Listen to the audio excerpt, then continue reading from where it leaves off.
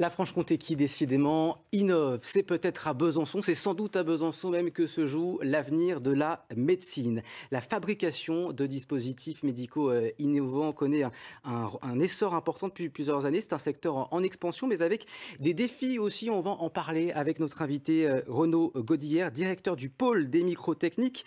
Mais d'abord, partons au pôle Thémis à Besançon, où se concentrent les startups de ce secteur. Elles bénéficient d'une proximité nécessaire avec les laboratoires de recherche et les écoles.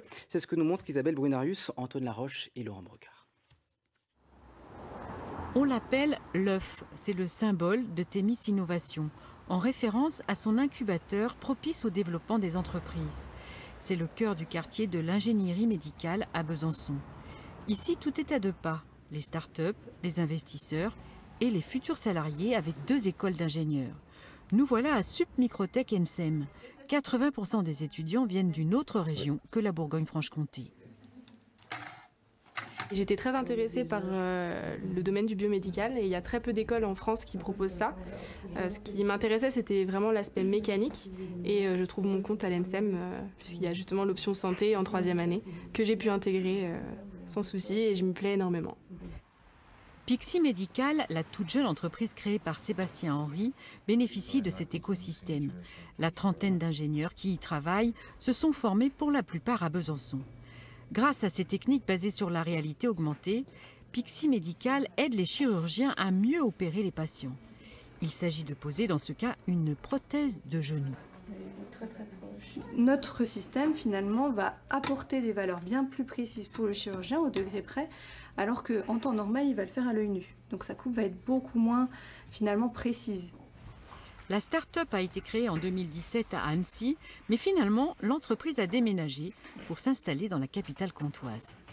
On était dans un triangle entre Lyon, Grenoble, qui a une forte compétence dans le biomédical, et Genève, qui n'était pas favorable au développement et au recrutement pour nous. Ici à Besançon, on a tout ça et on a un peu moins de concurrence. Il y a un vrai réseau de gens, de personnes qui vont aider au développement des sociétés.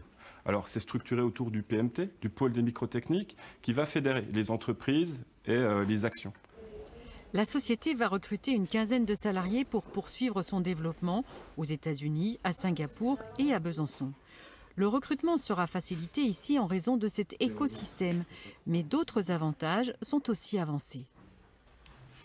Après avoir passé 7 ans à Grenoble, qui est aussi un bel écosystème pour le dispositif médical, à Besançon, il y a un peu la ville fait bon vivre. Moi, je viens du Nord, une région assez chaleureuse à laquelle je tenais, et je trouve qu'à Besançon, on retrouve quand même voilà, les gens assez sympathiques, un accueil chaleureux, des entreprises dynamiques, voilà, une qualité de vie qui est quand même assez agréable aussi, ce qui joue dans la balance et ce qui fait revenir les gens ou rester les gens peut-être à Besançon.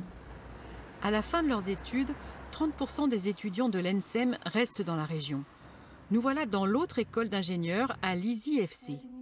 Les étudiants sont attirés par cette compétence si particulière développée autour des dispositifs médicaux. Une fois sur place, ils découvrent la proximité de tous les acteurs. Ça nous permet d'avoir des retours de personnes qui sont en entreprise et aussi des enseignants-chercheurs qui, eux, sont en laboratoire, qui sont avec une équipe, qui ont un but, un projet précis et qui mènent pour résoudre des problématiques de santé.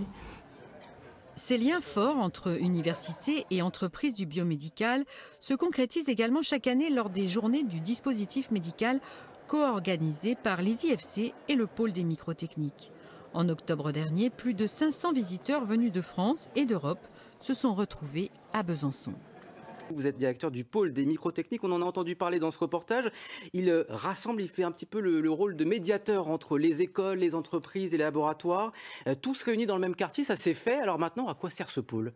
Alors ce pôle, il est là pour effectivement fédérer les énergies. Notre mission principale, on l'a vu à travers le reportage de Pixie, c'est de faire émerger l'innovation et puis de l'amener vers du développement économique, en particulier dans les dispositifs médicaux. On a une terre ici, en Bourgogne-Franche-Comté, et particulièrement sur Besançon, une terre historique des dispositifs médicaux. Ça veut dire que Besançon a réussi cette transition de l'horlogerie jusqu'aux microtechniques et ça continue ? Alors ça continue parce qu'effectivement il y a cette histoire horlogère dont on connaît tous cette histoire profonde mais qui a nourri en fait un tissu industriel qui s'est matiné de nouvelles technologies. On est passé de la mécanique de précision, on a intégré de l'électronique, on l'a vu avec Pixi, des composantes aussi digitales. Et des recrutements, on parle de 8000 emplois là actuellement, et il y en aura, on peut s'attendre à combien d'emplois dans les prochaines années? Aujourd'hui, effectivement, c'est un secteur qui est en pleine progression. Le monde des dispositifs médicaux, c'est à peu près 3 à 4% de croissance mondiale, et c'est essentiellement tiré justement par la partie digitale. Donc aujourd'hui, c'est une filière qui, comme toutes les filières industrielles, recrute.